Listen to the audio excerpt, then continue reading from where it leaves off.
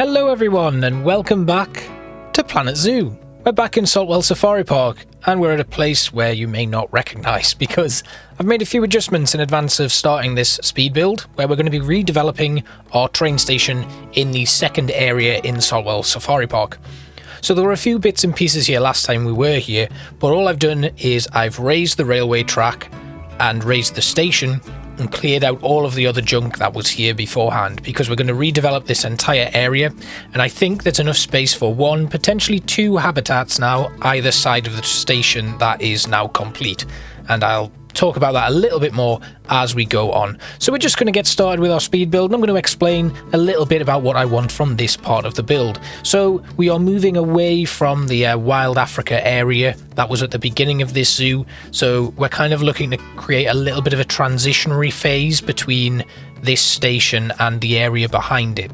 So I'm using a little bit more dry stone and this like little clash of modern architecture coming through that rustic stonework as well, which I thought would look really effective. Now in Newcastle and throughout the UK, they're making use of the old railway arches that were normally used for storage or warehouse space. And what they're doing is they're turning them into small cafes or studios and things like that. So I thought, what better place to do that than with our station right here. So I'm going to hollow out 4 railway arches and they're going to have cafes and baking shops. We're going to put the baking shop there as well, and the ice cream shop and a little smoothie bar as well. And I'm going to make these look as if you could go and sit inside them, but they're not going to be like interactable objects. We're just going to make a little number of furnishings just to go inside it. So I played around with some different archways and stuff, but none of them seemed to fit, and I eventually just settled on keeping these dry stone archways in place and putting in some extra bits and pieces. I basically moved the archways all the way along, so we had double archways in these spaces instead. One of them was glass filled, so it looks like it's kind of got a door on it that you can walk in and have a little seating area, and then the other space is filled up by the kiosk itself. So the aim of this is to kind of create a nice open plaza-like structure going up into the station itself, and then just some simple stairs with a couple of like balconies that are going to be filled with wild foliage. I'm not going to go for something that's really like well thought out. I just kind of like this almost overgrown, as if we've got those seed bombs in these planters that are going to be up top and on the actual entrance area to the station, and they've just been thrown in and whatever's grown there has grown in there. But they are going to be themed around the grasslands and all of that sort of stuff, just so that we can continue keeping that growth and all of the themes around this area intact. I don't want to go too overboard and fill it with loads of unnatural looking foliage. Either side of this train station, I think I'm going to have a meerkat habitat and maybe something that has a smaller footprint, because the area to the right of the station, if we're looking at it now, is a little bit smaller, especially after I've added in like staff areas and stuff there as well. The next part of this build was just to add some finishing touches and trims. I played around with a lot of woodwork, but decided that these long timber pieces were probably the best thing to put in there, because it gives a nice little, again, that colour transition going from the wood floor to the wall of the building itself, and then onward to the dry stone. And it's just like that advancement of your colour palettes as you're creating and things that I find really nice and effective. I have been playing around with a few extra bits and pieces in terms of decorating, and I am feeling a little bit more confident again in my ability to pull things off, which is why I'm going the extra mile in this episode and making some additional furnishings. So that's been really fun to experiment with, but this is really simple. It's just a coffee bar with some iron posts in there for stability and then a couple of chairs. Now in the actual showcase of the build, you will see that I've used chairs that end up lighting up, which I didn't realize. So I'm gonna have to go back into the build tool after this episode and switch those lights off so they never go on. I didn't realize these signs actually lit up, but they worked pretty well to create like a simple chair stool type thing with a back on it, so that people can come in here and eat and enjoy whatever food they're having while they're waiting for their trains. One other thing I could do is I could use some of the information board stuff that I created in Northlands and put on some like timetables and things, but for now I just gave every little vendor unique decor, so the wall decorations changed in each one, but the layouts and the tables and stuff remained exactly the same. I could come back in and change some of the chairs and stuff, but I didn't really feel it was necessary, considering this is just something to add a little bit of extra flair to the background of the build, and it's not actually an interactable object. So here we are, just decorating our Pip Shot smoothies. You can see the ice cream bars there on the right, and on the opposite side I've got Bernie's Bakes and a Street Fox coffee.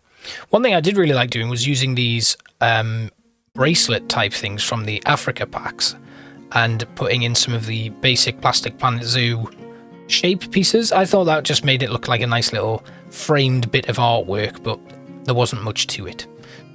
But it's these tiny little things that really make something stand out and look a little bit different from just shoving things in. And again, these African beads worked really nicely, just sunk into the walls.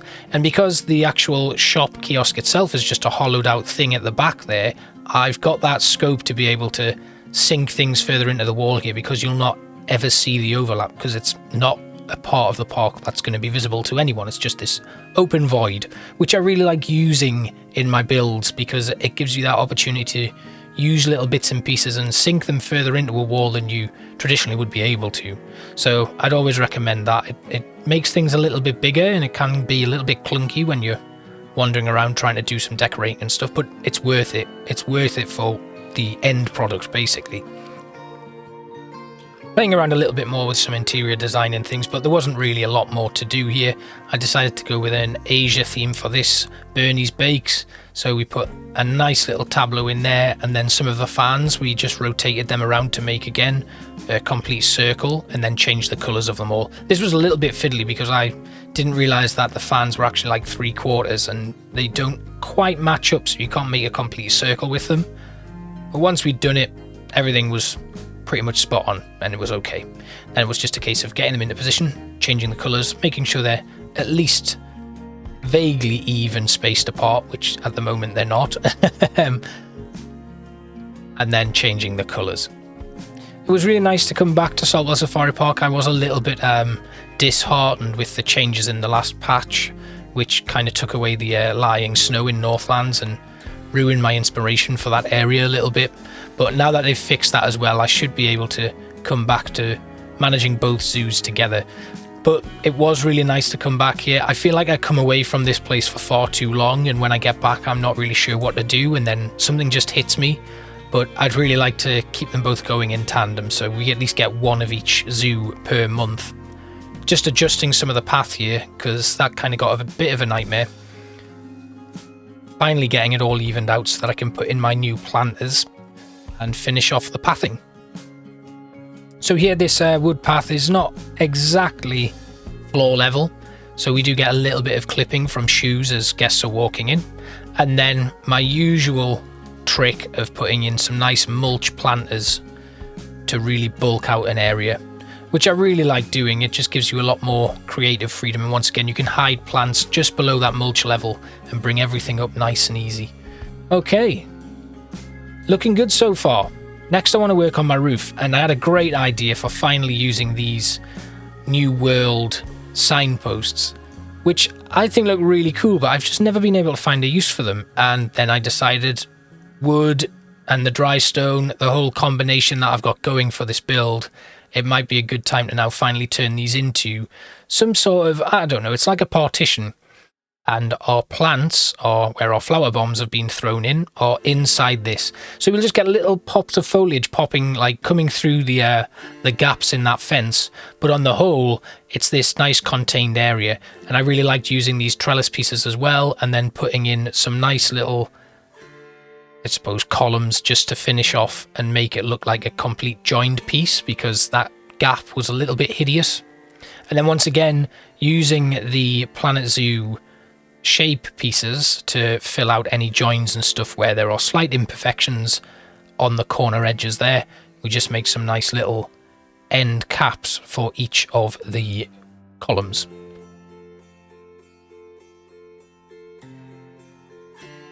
And it's really nice to be able to just explore with these pieces again and figure out different ways of working, colour matching, and making sure everything looks like it's been part of a genuine build rather than having a few pieces left, right and centre that don't quite fit. And this was really nice, and I really like the contrast between that wood and the stonework. And when we get the foliage in later on in the episode, it really finishes it off. I did try putting the pillars at the back there, but it didn't really work, and I thought it best just to leave them on the front. The next thing I wanted to do was create a custom awning for the station. Now this is something I've never really spent time playing with before, and after experimenting with this, it's definitely something I want to continue doing. It was really quite easy once you kind of got over the initial part of it. And these pieces that are like the flat shapes are really useful for creating things like this, because there's no clipping, very little clipping at all. As long as you get them matched up right, you've got a really nice smooth edge to everything, and it gives you that ability to create some really nice little shapes. And because some of them are actually quite small, I imagine it would be a lot easier to create something a little bit more defined with them as well. I then used my favourites, the iron girders, to add some supports here. Once again, it furthers the contrast of these modern and classical architectures merging together as we move away from the Africa theme into something that is a bit more of a combination of, I don't know, I guess it's British, but where we've come to an area where there's been some sort of historical building here and tried to maintain it with modern architectures. So there's that real clash of different build styles and different materials and things. That was something that I really wanted to create for this station, because actually my the train station at Newcastle is quite similar. We have this really lovely classical looking building, but then the actual main concourse as you come into it has all been like glassed over, and there's just a really nice fusion of these two different time frames in history and these two different types of building materials. And that was something that I was really excited to bring to this zoo. And I especially like the way the arches turned out as well, which you will get a little bit of a better picture of them in the finished showcase. But this looked really cool. I just wanted to add a few supporting beams across it, just making sure that everything was lined up correctly. And one of the things that I do kind of notice when I'm doing these larger scale builds is it's all still just that little bit flat. Like there could be just one extra thing to make something look complete. But then when I step back, I think actually I don't think there is anything I would add to this. There were places where I can admit to cutting corners, like the actual part of the train station here at the back I didn't really do anything with. But that could be something that I come back and change at another time. But I just wanted that to be simple, considering the front was quite elaborate and took quite a bit of time. I thought just keeping this part of the back here simple would be a better idea. Also, when I come back to this part, we'll be editing the back of the station anyway, so that could all change, which is why I thought best to just keep this part simple and only focus on the front entrance of the concourse, because we can change all of this at another time. But I did want that differentiating levels between the two parts of the station. So the actual station platform had to have a bit of a higher ceiling than the interior parts where the train comes in and leaves the station itself. But all in all, I'm pretty happy with how this one's come about. It has gone through a couple of instances, I will admit. Did play around with a few different pieces and a few different options, but I was really happy with this final outcome. And it was actually nice to do some sort of advanced planning, because I don't do that a lot. I work a lot just on the fly and throwing something down and seeing what happens. And predominantly I will be continuing to work that way, but it just felt nice to do something and know what I was doing from the off and have a bit of an aim to work towards and know what pieces that I was going to use. So we're over here now just decorating these pieces that are the kind of flower balconies. And you can see there's just nice little bits of colour poking through there, and it just really finishes the build off. I mean, it's not really something that you would spend a lot of time looking at, and once we get the top in, it changes the complexion of the build anyway. So it was just nice to have this little pop of colour, so that when we're flying over it, you can kind of see a little tree poking out here, or a little flash of purple or pink from those flowers, just little bits sticking through. And we could end up extending the path here so that it actually runs along onto this area and having like a little walkway. For now, I think this is a really nice kind of little overgrown plant there with a seed bomb in it. Last thing I wanted to do was put a tree in, but I needed to make sure that it was something that could sink down without interfering with the habitat itself. And these beautiful Japanese maples, of course, just work perfectly. Then we put the cap back on, get it all lined up, and then I realised that I'd missed a cap off on one of the columns, so that was quite a realisation.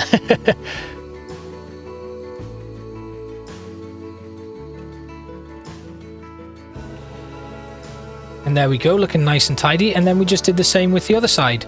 Coming back around to the actual entrance to this plaza, I used a lot of fountain bamboo and then didn't like how samey it was, so I played around with the heights, just adjusted it so that it all looked like it was like this nice flowing bush where various parts of it have been cut back and bits are overgrown and we need to get someone in. Then arrowwood once again coming in here, filling these planters with arrowwood, and then we're going to put some little flowers and things in just to finish it all off. I really like making things look overgrown in this game, especially in this zoo, and making it look like, you know, things need a little bit of maintenance, because I love playing around with these foliage tools. I just think they look really nice, and having like little bits of leaves sticking over the top of your builds and things looks really cool.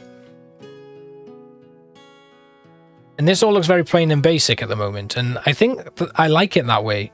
We threw in the cherry blossom because they're actually in season at the moment, and my local park has a load of them, and the blossoms are all kind of like dropping off the trees now, so it makes everything look a little bit like you're in a fantasy novel or something, which is really nice. So I wanted to bring that in. They're actually quite a popular tree around here, cherry blossoms, and surprisingly there's quite a few of them in the UK, especially around where I live. Throwing down some benches so I make sure that people have got somewhere to sit, and then a couple of bins for the litter that's no doubt going to come from these kiosks and things. The last thing was to put a couple of picnic benches in. I didn't want to overdo it with them, but I did want to make sure that there was some in place anyway. I then played around with awnings and stuff, but I couldn't remember which one snapped onto these, so after getting very frustrated, I just ignored them and left them.